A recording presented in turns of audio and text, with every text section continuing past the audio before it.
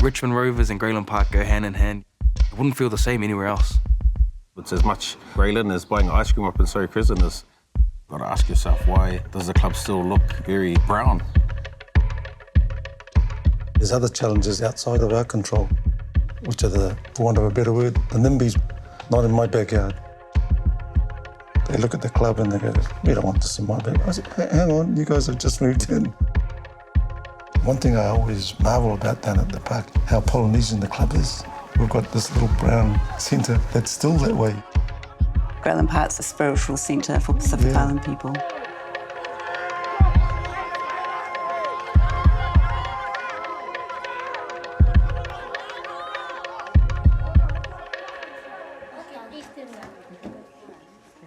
Really?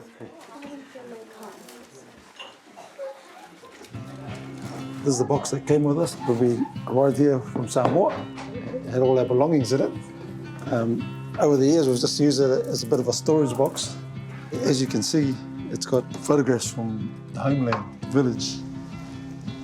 I think Richmond was a really big part of our lives, through. I was born into it because I had 3 older brothers who all played Richmond.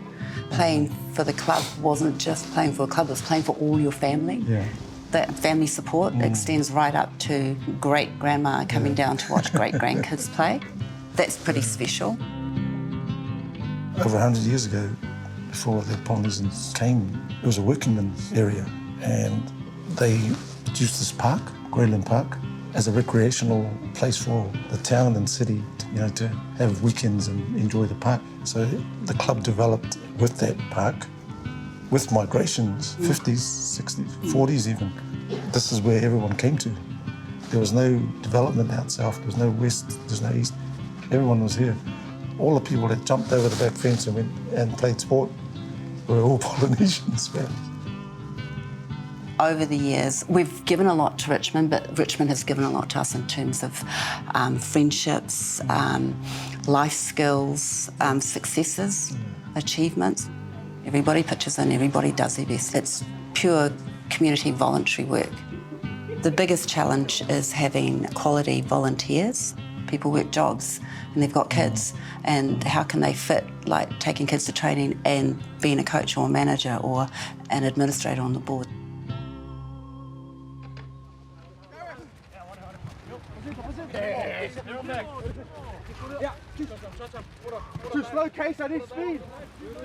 My mum and dad have played for the Richmond Rovers.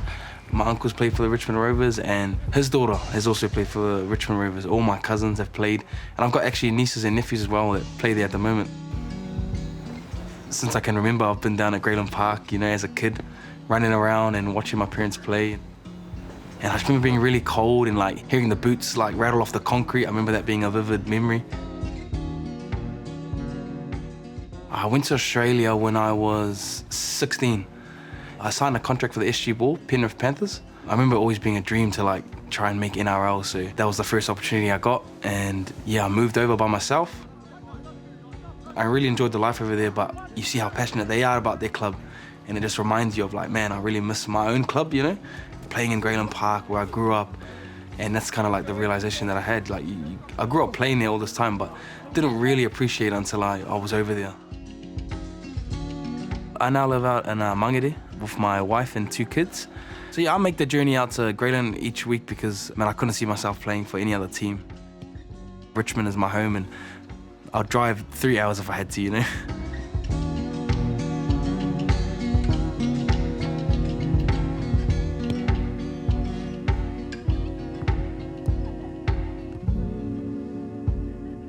I grew up basically on the fringe of the park, so I have loads of memories here as a child. You'd call it my second home growing up. We used to joke that for my dad it was his first home and that our home was his second home. But as a kid here at Grayland Park, not only was there rugby league, but also all the churches who used to use these grounds, so they'd have their galongas down here. So I would wake up in summer to all the whistles going because I have their kirikiki games down here. So the park used to just be buzzing with churches or touch games in summer, and then obviously in the winter, rugby league. What's cool about the park is it brings everyone together for a common purpose, but it brings everyone who they might not see each other on the regular, but they know that coming home here, you'll see someone that you've played with, someone that's coached you, managed you, or had some type of role. When there's a game on, it brings people home. The Fox Championship, it's the premiership that we all play for. It's the pinnacle of rugby league in Auckland. The last time the Richmond Rovers won a Fox Premiership was, I think, 40 years ago. The same teams have been winning it over the last, however many years. This was probably the most successful start that Richmond has had to a Fox season in a very long time. So the signs are promising there, and I think the boys are just having fun. We're all gelling and we all get along on and off the field, so I think that's what's helping us, and we're on a good path at the moment. Hey, our team focus has got to fucking work together. Okay? End of the day, boys, the fucking execute your role. Well, good? Hey, boys, that's us, eh? Hey, boys.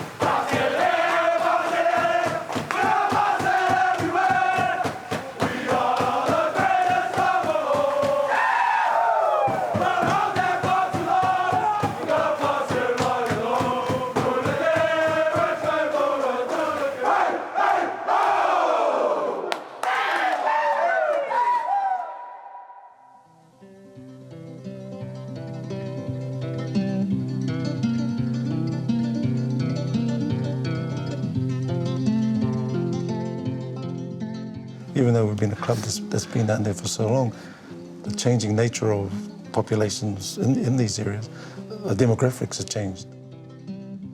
It's that type of mentality which raises its head every now and then, and we've got to sort of make a case for ourselves and just to get our liquor license, you know, so we can function as a sports club, because one person doesn't want us there. You hear stories about your parents and your aunties and uncles partying till 3 in the morning at the club, and the club just being packed full of people, and they're just enjoying themselves, and because we've got to shut it off at 10 o'clock, we don't really get to experience it. So that's something that has changed in Richmond. Yeah, it would be nice to be at your own club, being able to celebrate and not have to worry about everything else around. Have you seen these photos, these earlier years? It's a white landscape there, and then you look on the other side, just brown people. Because we were here at a time where Pacific Island families came at a vulnerable stage in their life. They were new to a country, language was new, location was new, being separated from family. So there's a strong connection for our Pacifica families to Grey Lynn who identify with that. Those are the types of families that we have here at Richmond, and that's what attracts families to Richmond, is because there is that strong sense of community. Less than 5% live locally, all the rest come from as far as Papakura. We have over the shore. This year in particular, we've got some of our girls who come from Hibiscus Coast, Pakuranga, so these are families that come at peak hour times as well, who also have jobs as well as bringing their children back. So a lot of dedication to come back to Richmond. It just speaks volumes about the rich history of our club and what we stand for: ainga, loyalty, respect. My partner played for Richmond for 20 plus years, so that wasn't a question of if our kids are going to play for Richmond, it was when are they going to play for Richmond.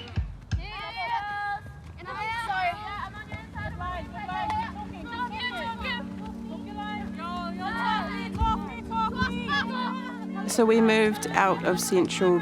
Ideally, we would have loved to stay in Central, but it was just a little bit too expensive and we couldn't afford to rent or buy. When we come back to Central, like, we feel comfortable, like it's, you know, it's home, we're back home, yeah. Driving into the gate, and no matter how much around has changed, like, come to Grey Lynn, you know what you're gonna get. You see the brown faces, you see the jokes, you see the laughs, you know, and that's always special. I've kind of had my shot, you know, at trying to make it professionally in rugby league. Like I said, I moved over, got homesick. I played a half a season with the under-20 Warriors. I had to have surgery on my knee twice. And to be honest, at the moment, I just want to win a Fox with my team, my Richmond team, and I'll be happy. And then I can finally retire, probably.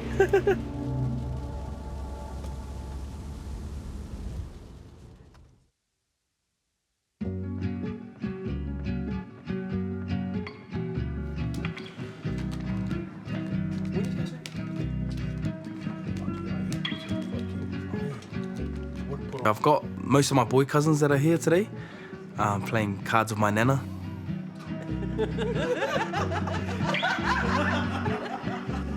She always worries about us drinking on a Friday night, you know, so she's like, oh, you boys come play on a Friday so that you're not out drinking and I know you guys are safe here playing cards with us.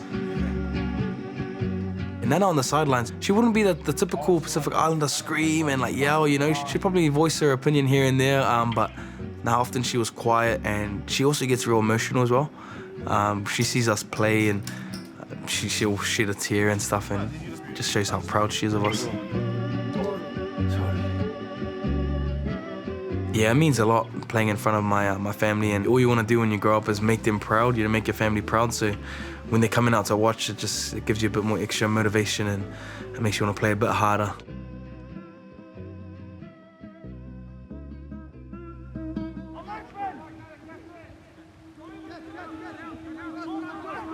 Straight from the game. Turn up. Yeah, just boost straight from the game. Let's get into the pools. Okay? Same pools. And then from there, we'll let you know what the schedule is for next week for Wednesday's game. Let's go. 1, 2, 3. 1, 2, 3. So the legacy that I would like to leave as a captain is someone who led with his actions, not someone who just talks, but who goes out there and tries to lead by example. I'm just someone that the boys kind of respect, you know, has a bit of integrity.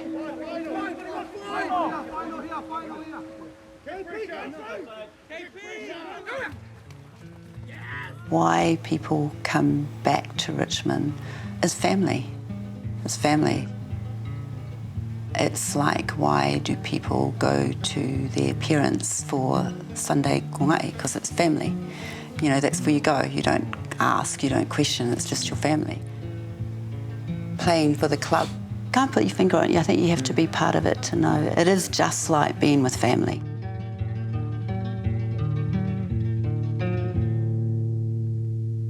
Ace pair 10. I got ace 10 and 2. What's your iPad in your hand? Lucky Usul. Send in KPC wins. Because that's what do you got? You've got a straight. He's got a straight, yeah. So he wins. Too quiet. It's a week to the last. Let's see, but you got a straight. Build my hopes up.